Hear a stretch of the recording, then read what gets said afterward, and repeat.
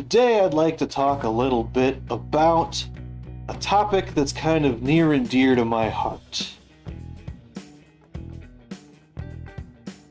And that is headlamps. Now, we've all seen the memes. We've all been on the receiving side of people that don't quite know the ins and outs of these particular devices on their machines, and they end up just causing strife and stress on the roads. I'm going to talk about some things that OEMs have been doing, and then I'll talk about aftermarket stuff. Okay, so the first thing is going to be the OEMs. So I've noticed a trend in pickups lately here in the US where OEMs are ignoring federal regulations regarding the design characteristics and the aiming, more specifically, of headlights. So Ford and Chevy, well, the big three, all three of them.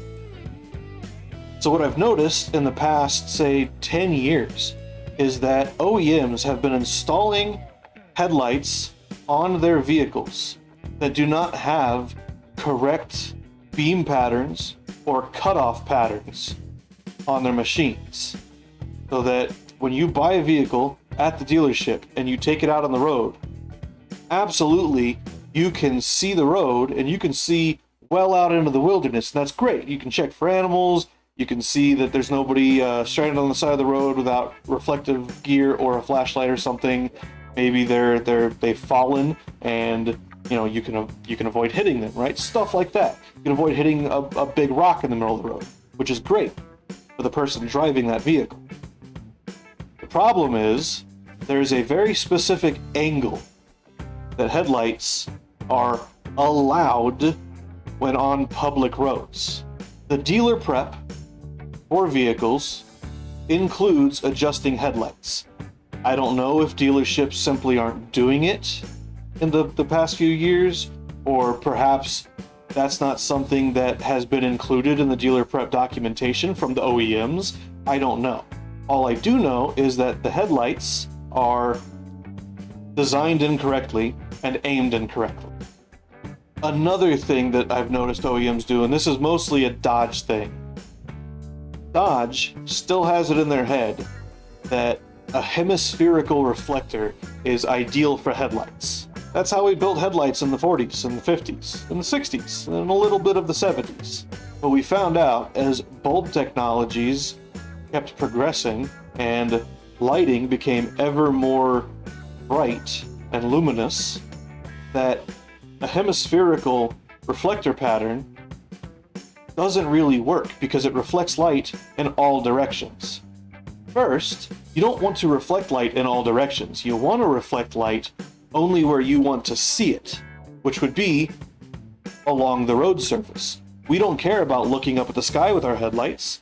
We don't care about looking directly beside us with the headlights. We want to see in front of us on the road. That's it.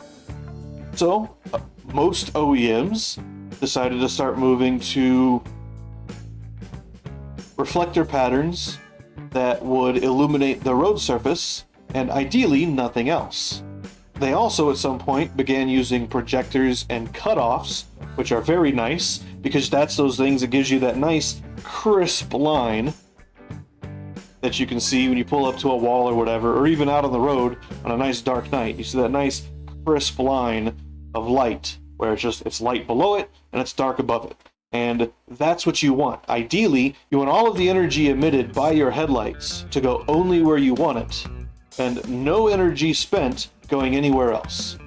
Obviously, this universe we live in, that's not possible. You make heat, you do all kinds of stuff. Now that that's said, let's go on to aftermarket headlights.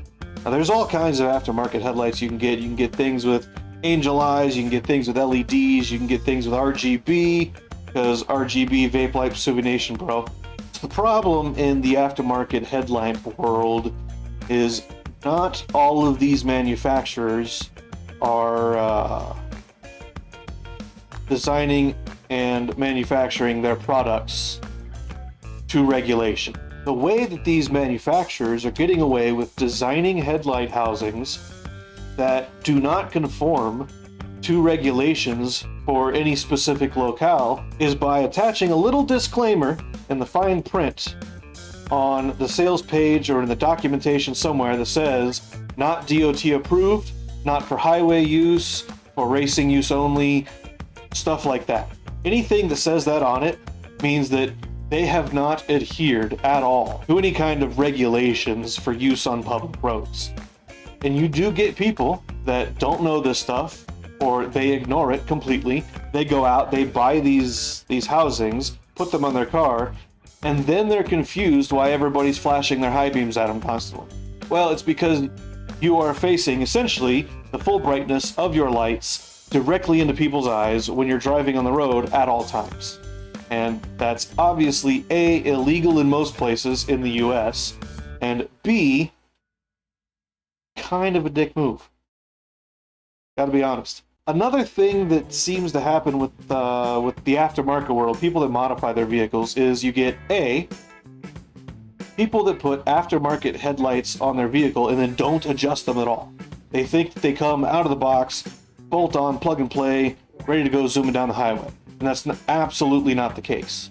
These things are put together they're put together in the factory and they're checked for function to make sure the adjustment works, and then they're shipped out. They don't adjust the thing because you can't adjust for every vehicle. Perhaps your core support is twisted just the tiniest little bit, imperceptible to everything else in the vehicle, but for the headlights it makes a big difference, right? Because beam angles out at a very far distance, you will get a very large change in the output for a very small pivot point adjustment, right?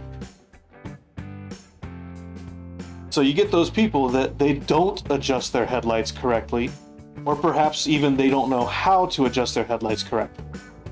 So kind of the other aftermarket thing that I'd like to talk about regarding headlights is people that squat their trucks, the I've got worms guys.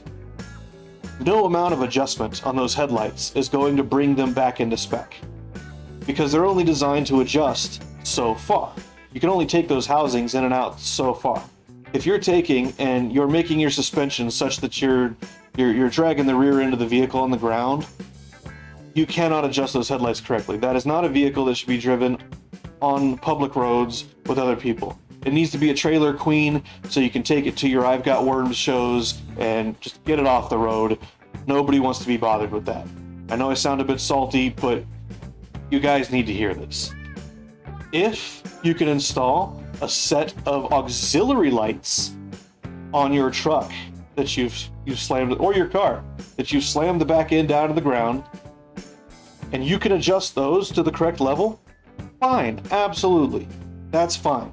So yeah, you can only adjust those housings so far before they run out of adjustment room.